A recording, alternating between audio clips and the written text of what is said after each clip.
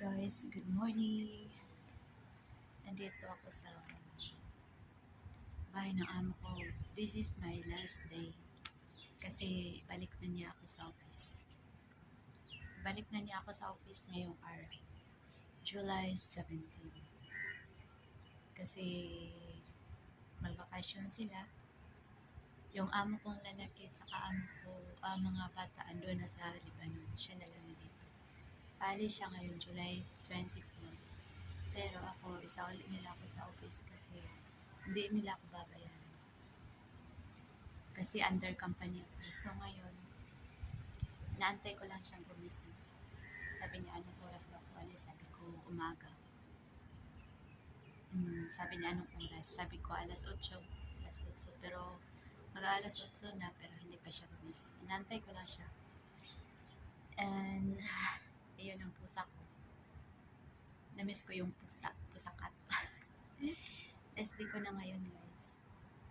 Hindi ko alam kung makabalik pa ba ako dito sa bahay na. Nag-deep cleaning ako ng mga, ilang araw. Mula Monday, Tuesday, Wednesday, Thursday. Nag-deep cleaning ako lahat. So, malinis na yung bahay. Sobrang linis na yung bahay. Kasi, nag-wash out talaga ako. Kahapon, nag-wash out ako. Pati mga windows, dito sa labas, nilagyan ko ng tinubigan ko. Ayun, malinis na malinis. Wala nang alikabok yan. Walang alikabok kasi binuhusan ko ng tubig. Nakakamiss. Pati yung mga bata. Mag-tour muna tayo. Kasi last day ko na eh. Last day ko na talaga ngayon. Balik nila is August 19. Sabi ng amo ko is kung available pa daw ako, kukunin niya ako ulit. Pero hindi ko alam. Kung makakita ko ng amo na mas better sa kanila, why not? Hindi na ako babalik. Diba? Ayaw niya akong bayaran eh. Isang buwan sila doon. Ayaw niya akong bayaran. Meron nga ibang mga kasama ko. Ilang buwan, nagbakasyon ng amo sa kanila. Binayaran man. Pero yung amo ko ayaw niyang bayaran. Siguro ng tampo kasi gusto niya ako isama sa kanila tapos ayaw kong sumama. Sabi ko ayaw kong sumama. Siguro nagtampo. Kaya pinauwi ko. Guys, birthday ko na pala bukas. Happy birthday to me, July 18 birthday ko. Kinausap ko siya na dati. Sabi ko, kung pwede hanggang 18 kasi mag-birthday ako. Magluluto ako. Ayaw niyang pumayag. Okay lang. Andito man siya sa bahay. Sabi niya ipadlock doon. So hanggang ngayong araw lang ako babayaran. Mula July 1 to July 17 yun lang ang trabaho ko. So, may masasahod pa naman. Next week siguro kung hindi ko alam kung may mga kliyente, magpabita ako. Huwag lang yung mga bata na maliliit. Ayun.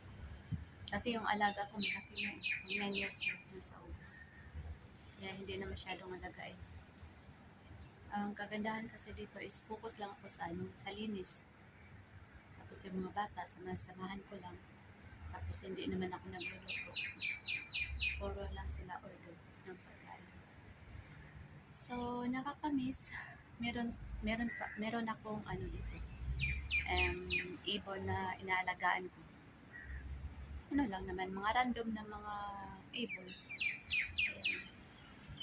Nilagyan ko dyan ng tubig at nilagyan ko dyan ng rice dyan sa ibabaw.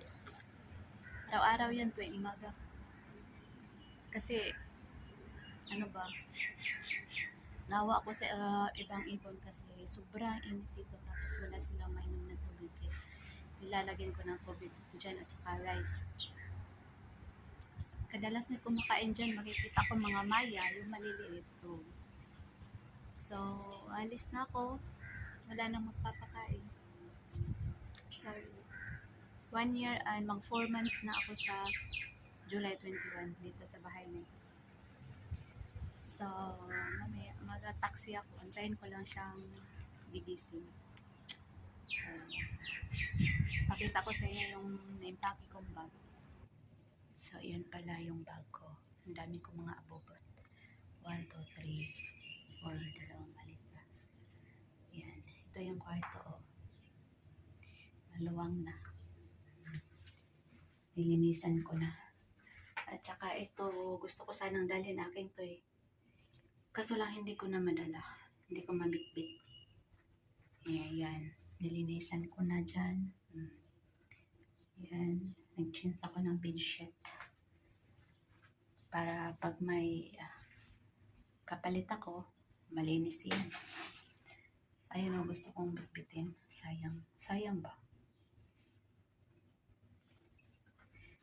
Pero malay natin. Gusto kong bitbitin. Kasi marami na akong bitbit. Mga abubot. So, antayin ko lang yung amo ko na gigising at lalarga na papuntang office. Yun lang. See you sa sakay ng taxi ko at papunta ng office. Go back tayo. Diba dinala ko lahat yung gamit ko? Nagtaka yung amo ko. Sabi niya, ba't mo dinala lahat? Sabi ko, hindi mo kasi ako babayaran. Madami. Ready. Hindi naman ako ikip ng company doon sa office. Sinila ko sa another family. So, tinawagan ko yung opisina. Sabi na, ano bang sabi daw ni amo mo. Sabi ko, balik daw ako sa August 19, pero 2,000 lang daw yung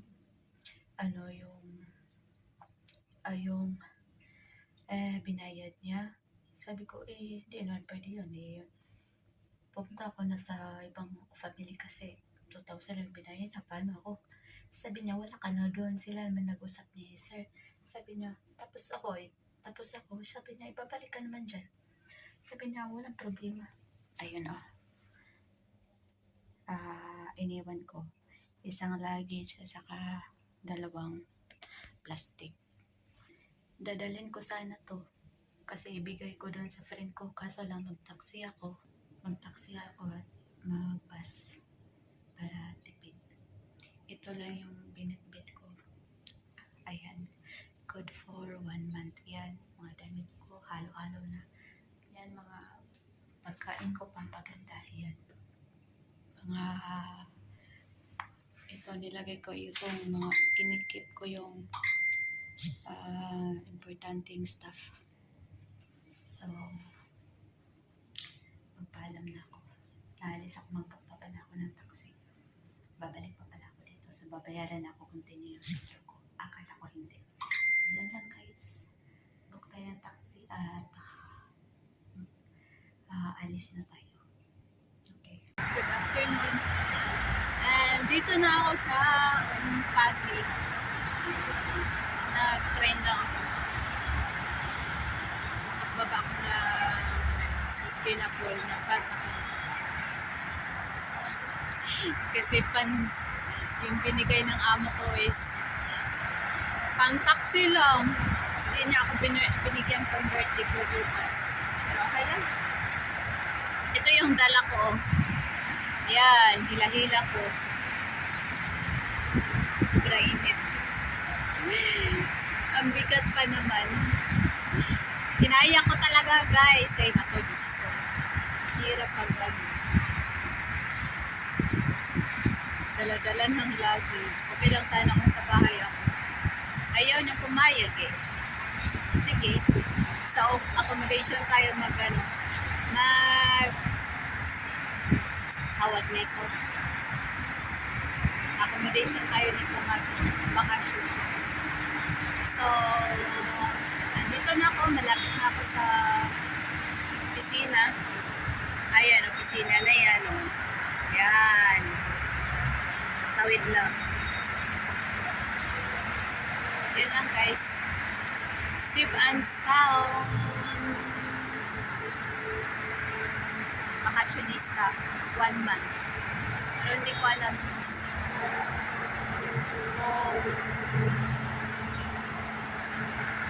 babayaran ba yung yung bakasyon ko isang buwan doon sa accommodation. Tambay ako kasi walang account. And yun lang guys. Bye. Maraming salamat. Salamat. Thank you for watching. I-update ko kayo sa susunod na mangyayari. Bye. Wala pa naman internet doon. Kaya hindi natin alam. Thank you. Hello. Good morning. Andito ako sa office na ngayon. Nag-usap niya kami ng manager. So, sabi ni manager is, kinonfirm ko kung bayad ba ako sa 1 month na pag-iwan nila sa akin dito yung mga aso. So, sabi ng manager na walang problema, bayad ako. So, walang problema sa sweldo ko, walang bawas. Walang bawas, dito pa rin. Kahit wala akong trabaho, bakasyon ako sa accommodation in So, nag-thank you rin ako kasi kahit wala akong trabaho in 1 month, babayaran pa rin ako. So, yun lang guys, update ko. Nakala ko hindi ako babayaran kasi bakasyon ako ng 1 month dito. So, iniwan lang pala nila. Pagbalik nila, balik na rin ako sa bahay. So, yun lang. Thank you. Bye.